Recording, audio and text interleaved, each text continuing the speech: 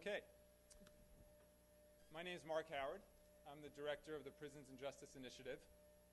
I'm so excited for this event. I've been involved in a lot of events in my academic career, but I think nothing tops this. This has really been a long time in the making, not just the weeks and months of logistical planning and coordinating schedules and making arrangements, but actually, believe it or not, years, even decades in the making. Marty Tankleff, who's going to be one of our speakers, and I have known each other since we were 3 years old. Now, I could say we hatched the plan for this event at lovey-dovey preschool, where we first met, but it didn't quite happen then. It actually happened in a prison visiting room in the 2000s, when Marty was about a decade into his 50-to-life sentence in upstate New York maximum security prison. And we would talk in the visiting room about the things that we were going to do when, not if, but when he would ultimately be exonerated and get out. And so here we are today with a great group of speakers who are going to tell us the truth about false confessions. And I just want to say that I am in awe, and you should be in awe, of the four people who are sharing the stage with me tonight. Because Marty Tankleff, Yusef Salaam, David McCallum, Jeff Deskovic are four of the most courageous, strong, and inspiring people I've ever met. Between the four of them, they've spent over 75 years in prison for crimes they didn't commit. 75 years. That's 900 months.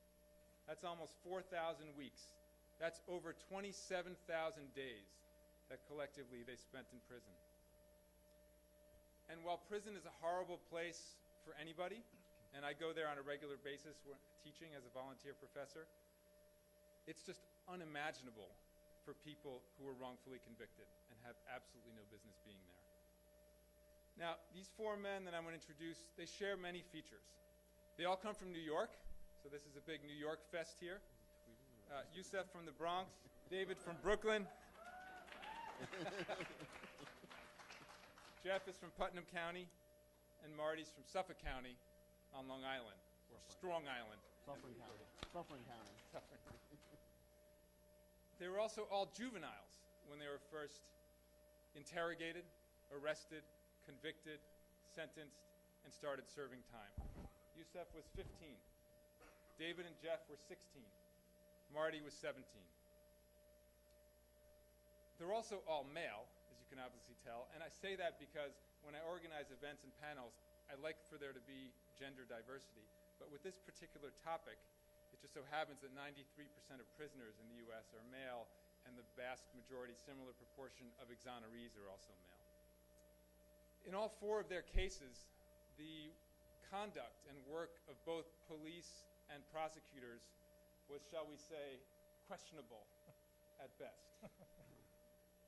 They also have some interesting connections between them that I learned about spending some time with them earlier today. The man who actually committed the crime that Jeff was convicted of spent time in prison with David. David knew him. The man who actually committed the crime that Yusef and the four others from the Central Park Five were convicted of lived in the cell next to Marty for several years. And that's an important point to remember when you're talking about wrongful convictions, because what happened is that when the wrong person goes to jail, the guilty person actually stays free. And in both of those cases, those people committed other crimes, rape and murder, that these men were spending time in jail for. But most importantly, in terms of our theme tonight, they were all wrongfully convicted based on false confessions. Now, this was personally the case for Marty, David, and Jeff. In Yusef's case, it was actually based on false confessions from the other members of the Central Park Five that led to his conviction along with theirs. And I think that probably many people here, and certainly most people in society, think that false confessions don't happen.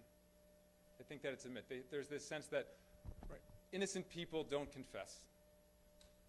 But the reality, and evidence has shown this, is that of the many hundreds of proven wrongful convictions, about 25% of them involve false confessions. And among juvenile wrongful convictions, it's about 40% of them that involve false confessions. So the truth is, false confessions happen all the time. And that's because the police are trained in a certain method of interrogation known as the Reed technique that is extraordinarily effective at yielding a confession. The problem is it doesn't distinguish between true and false confessions.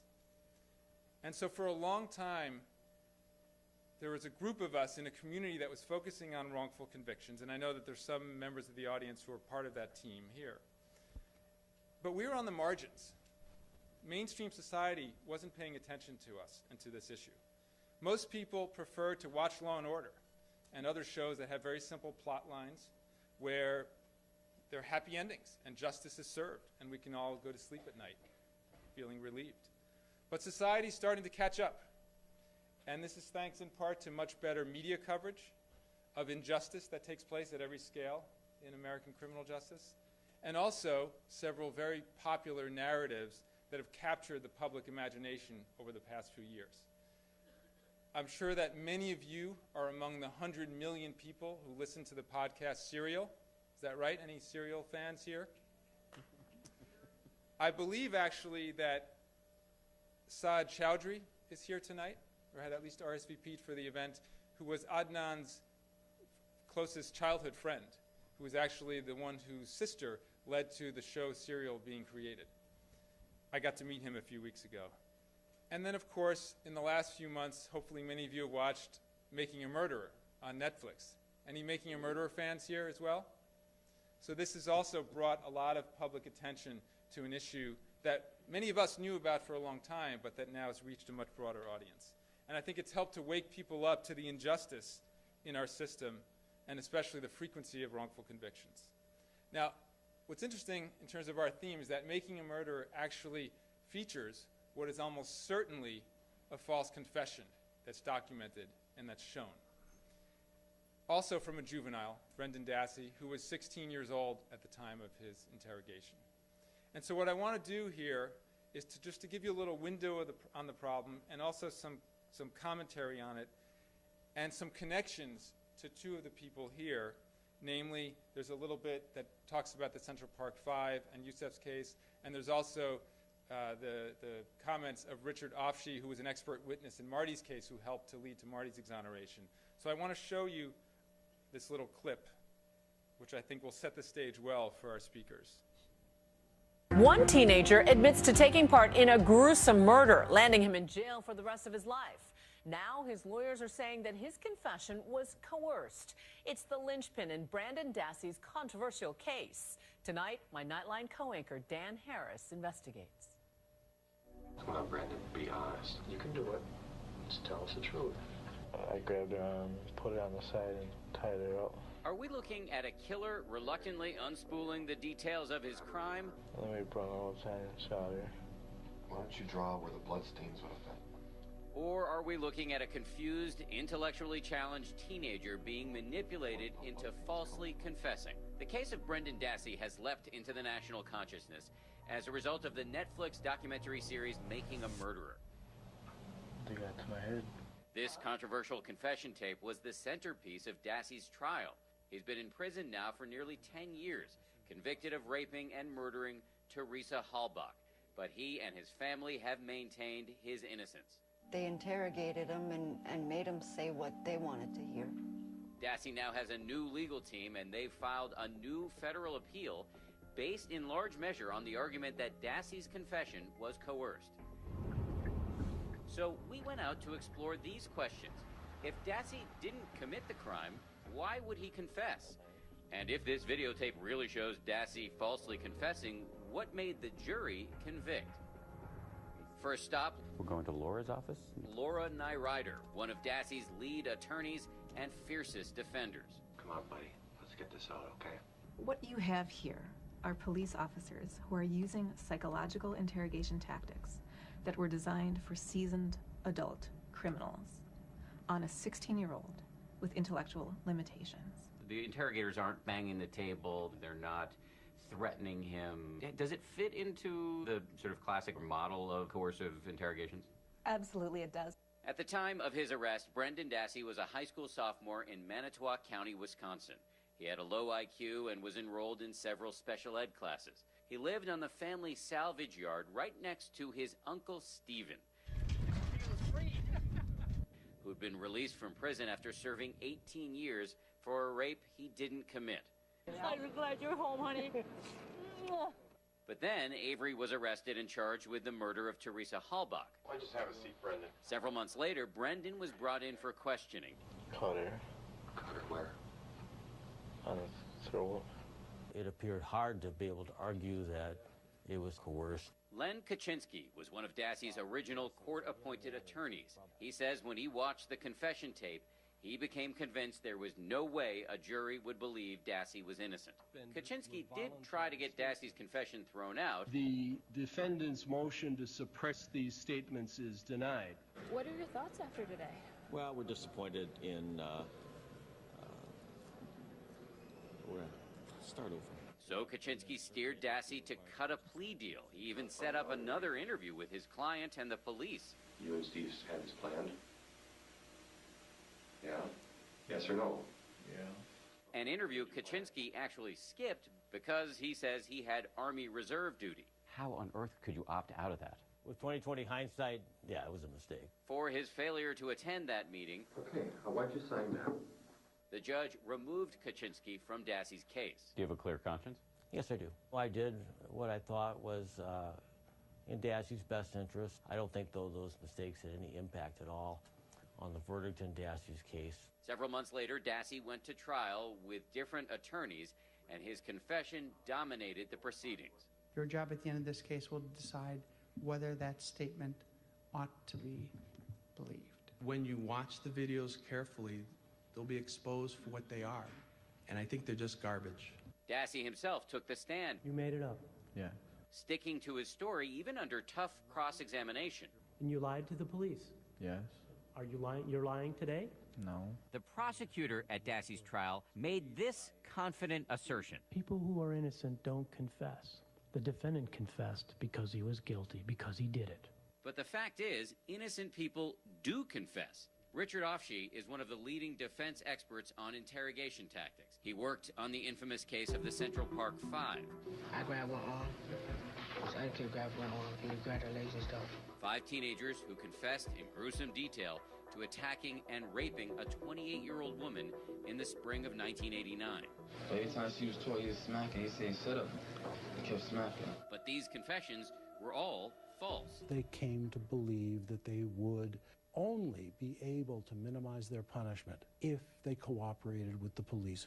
Turns out 1 out of 4 people wrongfully convicted and later exonerated by DNA evidence have made a false confession or incriminating statement. So when you look at Brendan Dassey's confession, what do you see? I see something that almost makes one ashamed to be an American. It's that bad. They get him to say anything that they want him to say.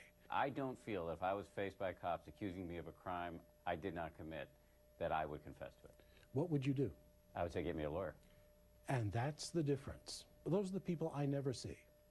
The ones I see tend to think, I got to get myself out of this.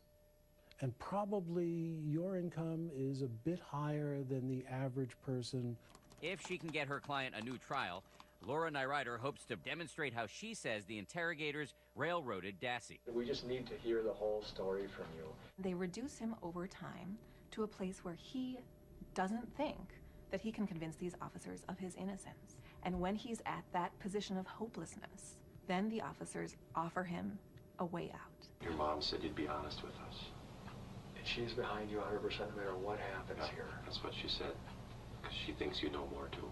We're in your corner. And what you see is Brendan begin to believe the officers and think, okay, I have to say these things that they want me to say. Even when Dassey breaks down and confesses, Nyrider says, by her analysis, he offers up no information that was not already widely reported in the media.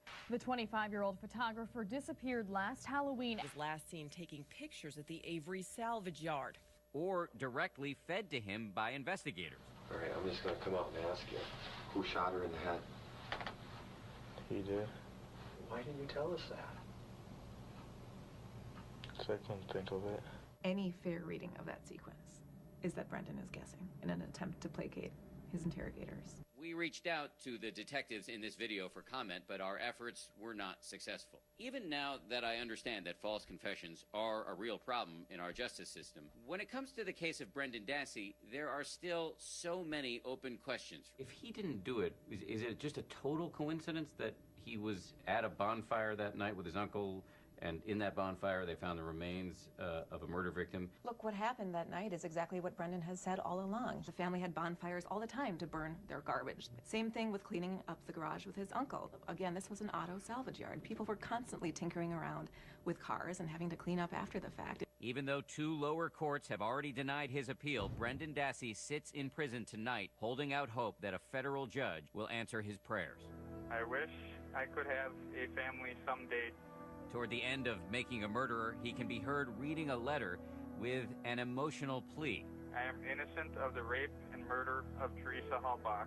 Please help me if you can. Sincerely, Brendan Dassey. So do you think Brendan Dassey's confession was coerced? Head to the Nightline Facebook page to weigh in. So with that as background, I'm not going to take a serious poll here. I think it's pretty self-explanatory. But let's turn now to our featured speakers for tonight. And I'm going to introduce each one in turn just before they speak. And we're going to start with Marty Tankleff. Many of you know the story. Marty was 17 on the first day of his, which is to say our senior year of high school. His parents were brutally murdered. He was convicted of the crime. He served 17 and a half years.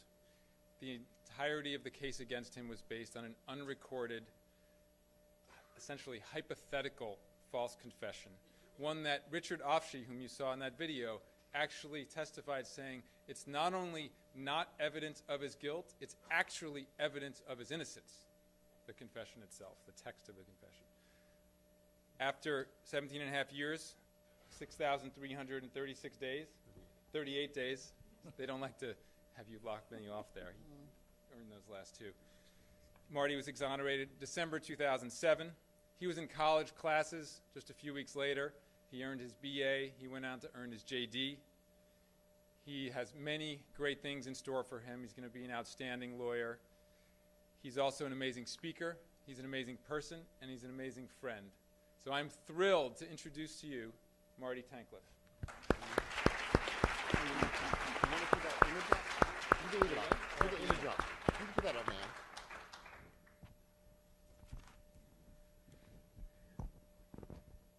How are you?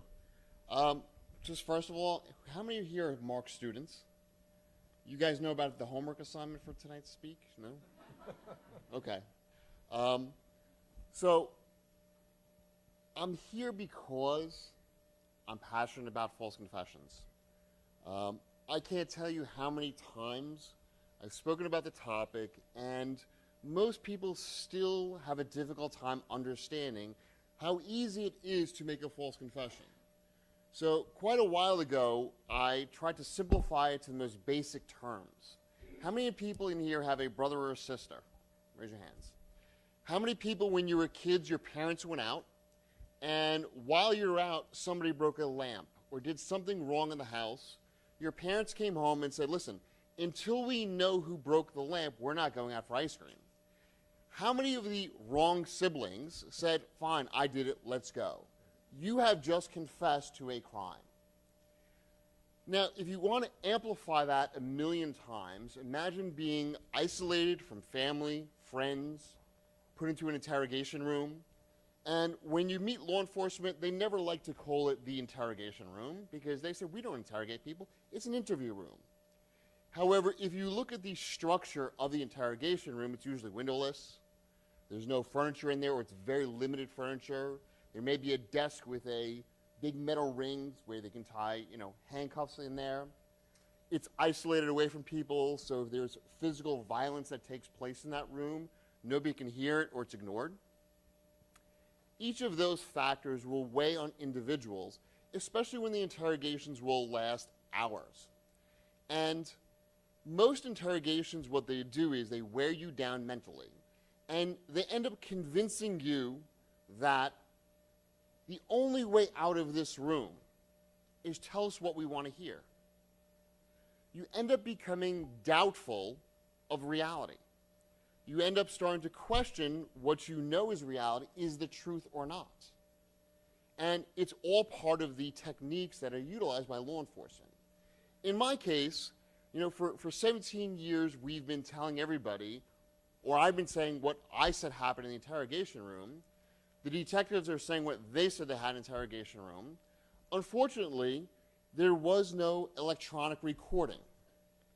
Yusef and I testified probably 7 years ago, I think it was right, about trying to convince New York State to implement legislation about the mandatory electronic recording of interviews and interrogations. Tragically, New York State still doesn't have the law in the books. Suffolk County actually had a policy and procedure in place. They chose not to record my interrogation. So for 17 and a half years, it's always been kind of a, I say one thing, the detectives say something else. Through civil litigation, it got to a point where the lead detective who was involved in the interrogation was confronted and said, what if we brought you in a video of who actually committed the murders? Would you still believe Marty's guilty? He said, absolutely. This is the mentality of, I don't want to say all law enforcement, but a great percentage of law enforcement that are involved in wrongful convictions. They build up this level of confidence that is beyond the reality of what the truth is. They feel that they're right, everyone else is wrong. They could be confronted with new witnesses. They could be confronted with DNA evidence. But if they got a confession, they're right, everyone else is wrong. These young men, except Yusef, okay, can demonstrate and can explain in more detail the impact of a false confession, okay? Yusef's conviction led to, was precipitated by false confession of his co-defendants.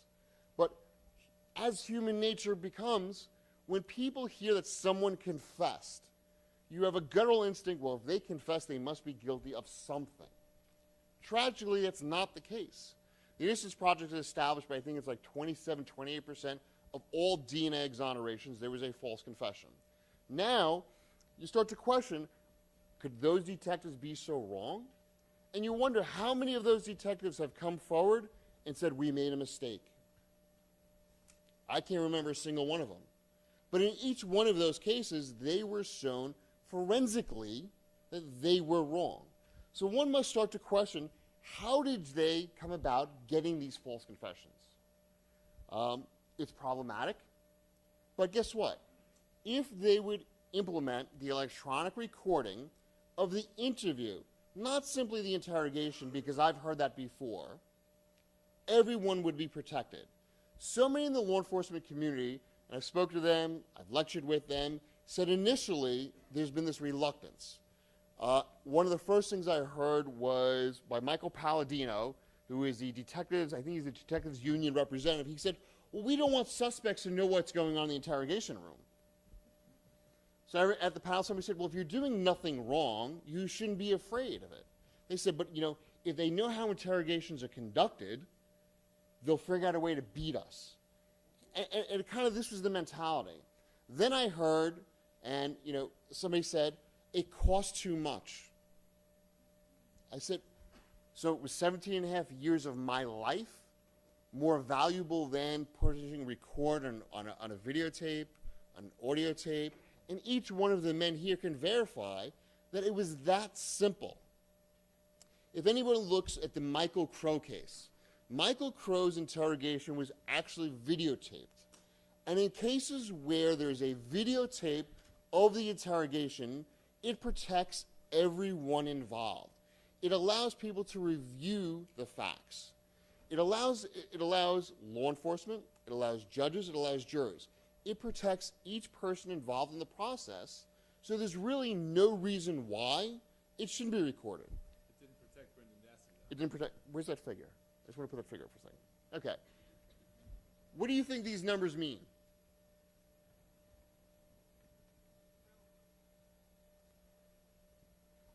(2015) 149. What do you think 149 represents? Exactly. that number, and the 19 is 19 so far this year. If you figure out 149 in 1 year, it's about 1 every 3 days, an innocent man or woman was released from prison. And if you think it's 149 people who were in prison for crimes that someone else committed, and in how many of those cases you really start to wonder, were those men or women in prison while the guilty parties were remaining free to commit additional crimes. Now, that 19 is just for this year so far, but I just want to highlight that 19 also represents something else. In New York, in Brooklyn, Kings County DA Thompson, since he's taken office, has exonerated 19 men just from Brooklyn. It should really scare people to understand this is not simply a kind of a local problem. It's an epidemic. It's an epidemic, and people start to wonder, what can I do? Get involved. There's so much you can do. You can go to your legislators, pass legislation. Let me go to the next picture. Oh, yeah. So there's actually somebody I want to thank tonight for being here. Sheila, can you stand up for a second? Yes, I'm embarrassing here. If it wasn't for Sheila and some of the people in this picture, I wouldn't be here tonight. Because that is part of the team of lawyers that got me out of prison. And each one of the men up here can tell you that when an innocent person is in prison, it's virtually impossible to obtain an exoneration with 1 or 2 lawyers. Sheila was part of a team of probably 15 lawyers from 3 or 4 of the most biggest law firms from Washington, D.C. and New York. It takes an army. And Sheila could tell you that it was thousands of hours working on these cases. And, you know, quite often, you see us up here, but I always have to acknowledge it was the people like Sheila, Dawn, Steve Braga, J. Salpeter, Barry Pollock, many of them are from D.C. area, who devoted years of their lives. When they got involved, they had no idea how many years it would take. I mean, Sheila, I think you were 7 years you worked in the case? Long case, 7 years. You know, and that was after I had already been in prison for almost 10 years. And what's scary about this process is that quite often, lawyers develop the evidence of innocence, they bring the evidence to the prosecutor's office, and the prosecutors do nothing with it. They don't want to investigate. They'll let you languish in prison for years. And in some cases, they've had the information for years before that, but everybody said, you know what, we're okay with this guy sitting in jail. Because guess what? We can live with ourselves. It really is an embarrassment to the system when you understand you have innocent people languishing in prison. You know? And I also thank Mark. I mean, Mark and I have joked over the years that, you know, what was it? Jail to Yale. Okay? We grew up together and we've taken different paths. But if there were more people like Mark, there would probably be more changes in the criminal justice system. Because I think making a murderer, serial, and doing events like this help educate the public, and hopefully it resonates with other people, and we almost create a domino effect that you leave here, you can go online, and you figure out how to help someone else. Because as the 4 of us are sitting here tonight, there's hundreds of innocent people sitting in prison, lost. They have no idea what to do. There aren't enough lawyers to work on these cases. Because everybody says, well, you know, how difficult could it be? You're innocent. You know, the evidence is there. I can't tell you how often, and maybe Jeff or David or Yusef can verify this, that where there's DNA evidence, the prosecutors still fight. And sometimes it's for years. It just doesn't make sense. So I want to thank you, and I think at the end we'll do some Q&A. Okay.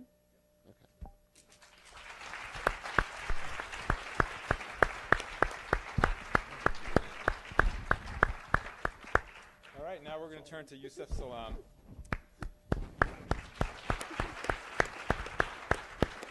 Yusef was wrongfully convicted in probably the most notorious case in New York history. And it's one that actually has a lasting imprint on contemporary American politics, even this presidential race, because both of the leading presidential candidates from both parties have made statements that connect to Yusef in his case.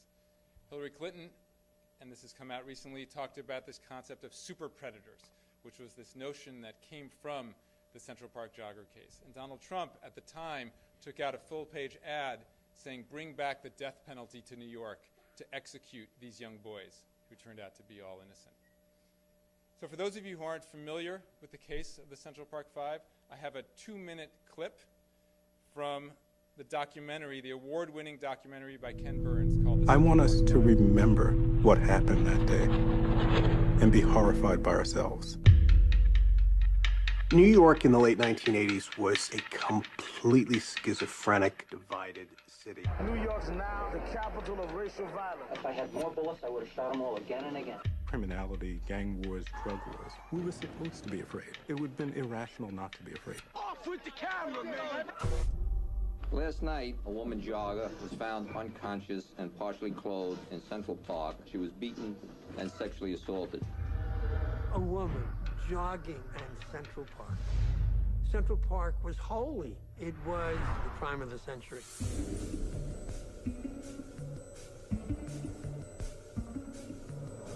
Five youths were arrested at 96th Street, all between 14 and 15 years of age. They got him!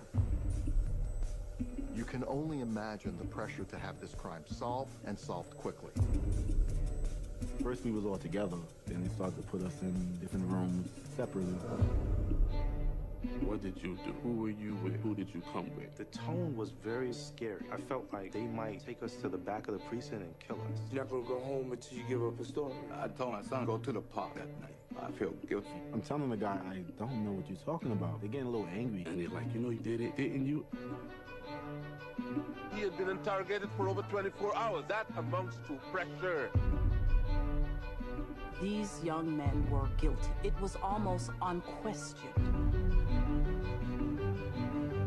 The police controlled the story. They created the story. They seized on the fears of the people, wilding the bestial characterization of the black man. There's no DNA match whatsoever to any of these boys. I was going nuts. No blood on the kids. Nobody could identify them. But if they confessed, and that was that. A lot of people didn't do their jobs. Reporters, police, prosecutors, defense lawyers. This was institutional protectionism. We falsely convicted them, and we walked away from our crime. This is the ultimate siren that says none of us is safe. I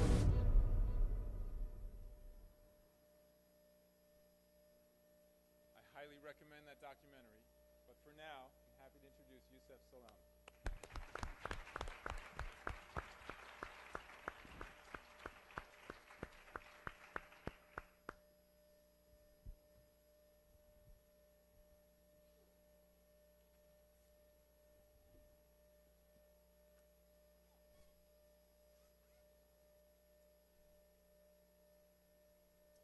I want to start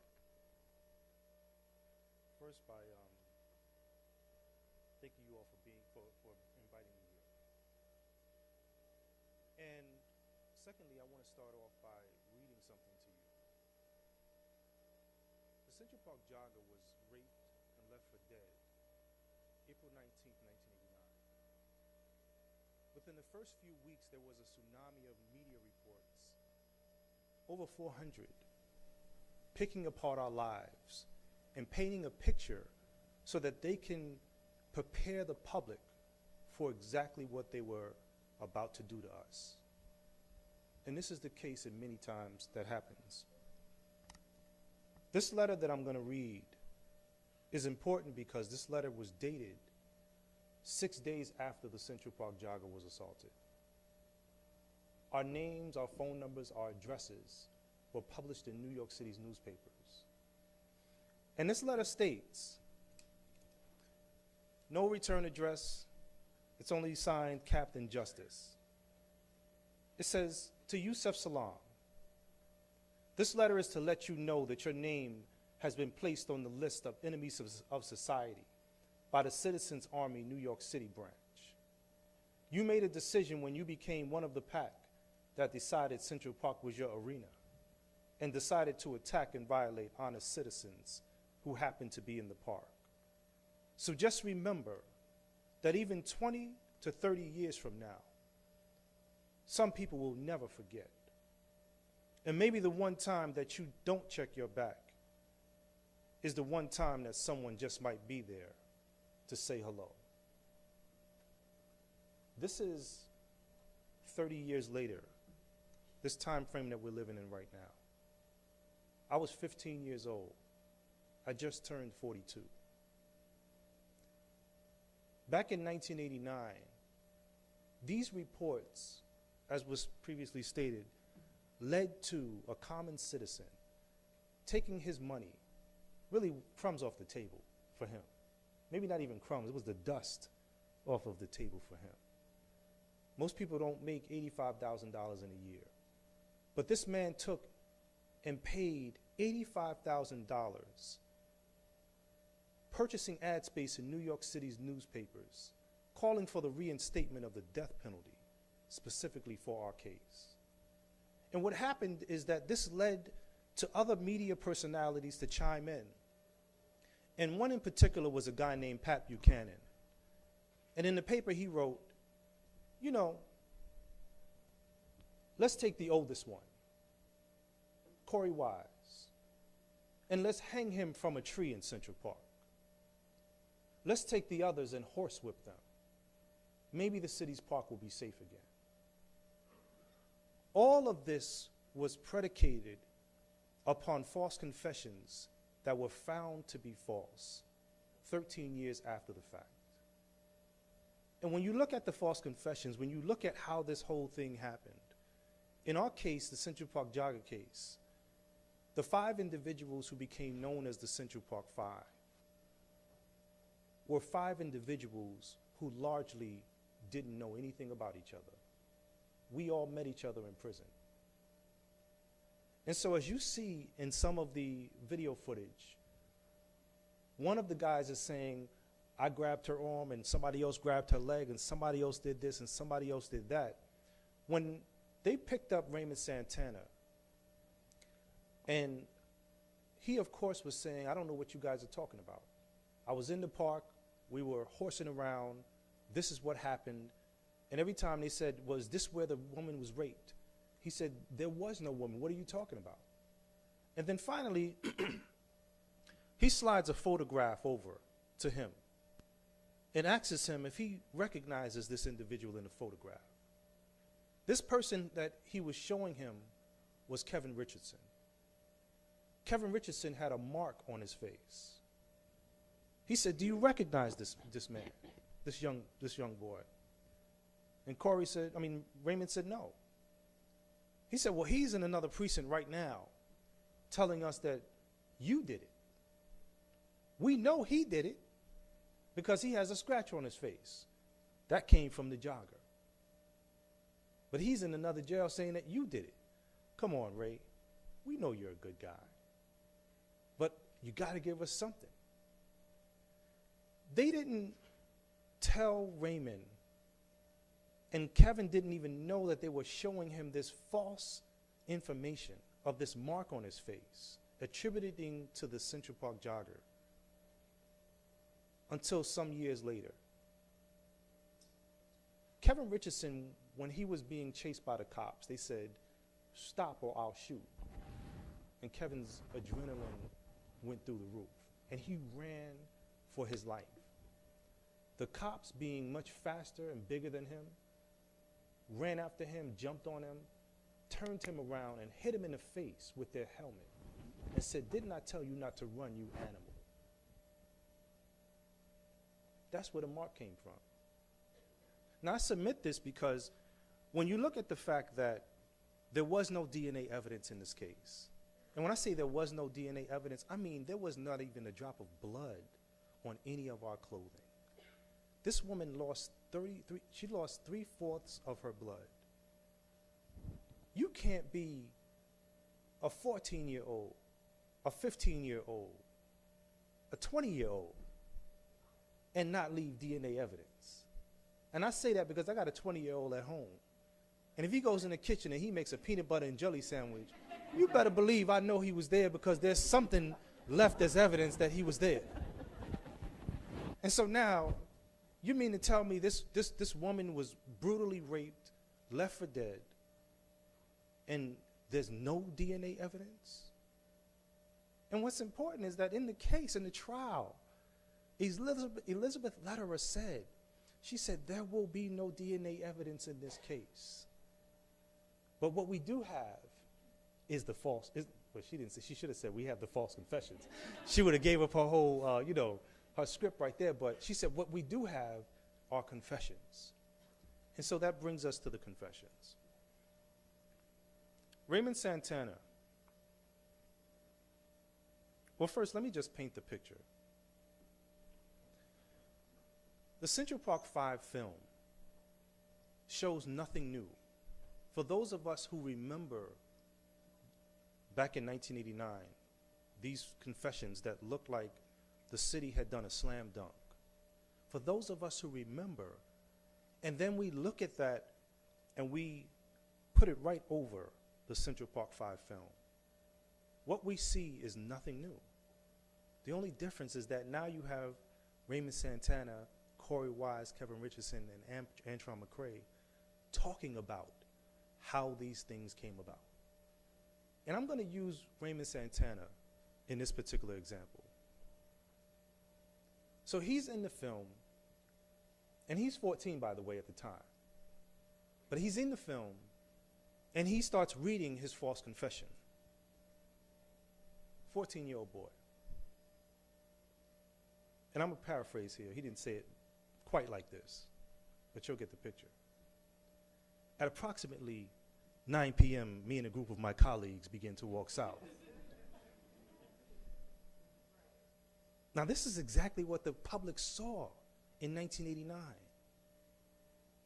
And the best part about the film, this film that the city and the police officers said was poisoning the jury pool, because Mayor Mike Bloomberg said that this was a no-pay case. In the film, Raymond looks up and says, what 14-year-old boy talks like this? And it was almost as if the people who had believed this for the first time saw with brand new eyes and heard with brand new ears, something that they couldn't figure out how it made sense back then.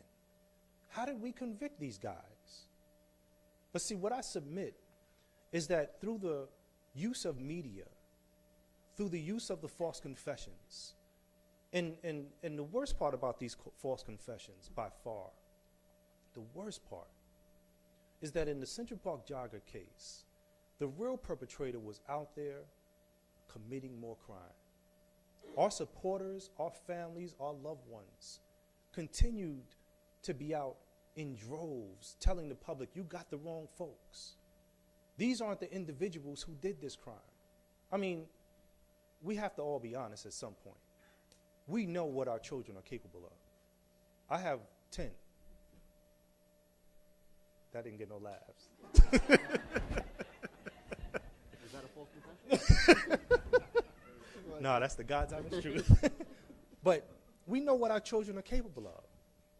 You know, if you say, Johnny, did you have that? Did you take the cookie that I told you not to eat? And Johnny got crumbs on the side of his mouth. No, I didn't eat it. We know what our children are capable of. And here we were languishing in prison, trying to see if the system worked, hoping that it was the criminal justice system. But after we lost trial, after there was this legal lynching of sorts, we began to realize that it was the criminal system of injustice. We began to realize that these same officers who on the side of cop cars in New York City, they have these 3 ideals. And these 3 ideals are these words: courtesy, professionalism, and respect. And I mean, I want officers to live up to those ideals, and I know that some of them are. But if you happen to be a black man in Staten Island getting choked out, saying you can't breathe, they're not going to even give you the first letters of these three ideals. They won't even give you CPR. That's how serious this thing is. Matias Reyes, the East Side rapist, for his final act, he goes and knocks on the door of a young pregnant Latina woman. She opens the door and he pulls out a knife. And she says, hold on, hold on. Let me put my babies in the next room. She then puts her children in the next room and locks the door. Matias Reyes then rapes her and stabs her to death. She was a young, pregnant Latina woman. Our supporters had been out there for months saying that you have the wrong people. The police officers were convinced that they had the right people and they didn't want to look for anyone else. The police officers didn't even catch Matias Reyes for this crime. The sad part about this story,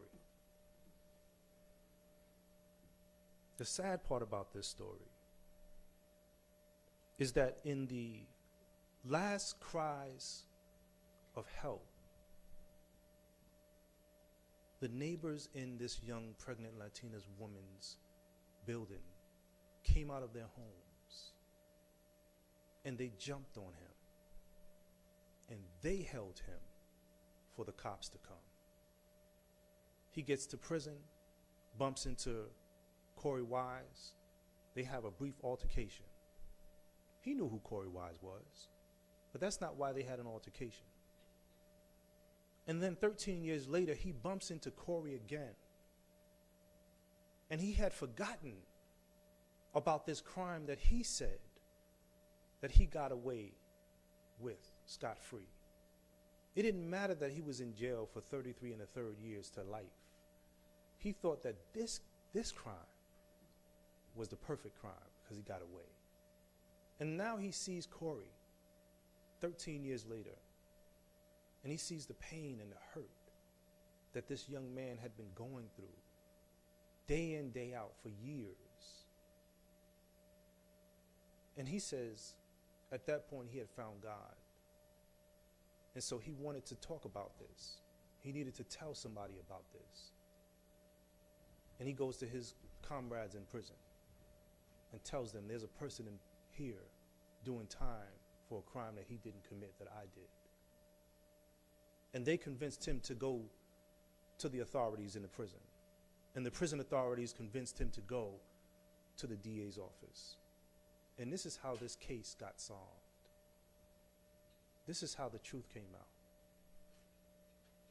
This truth would have never come out had that miraculous encounter not happened between Corey and Matias Reyes 13 years later. And it feels so good to be able to be exonerated from that process. But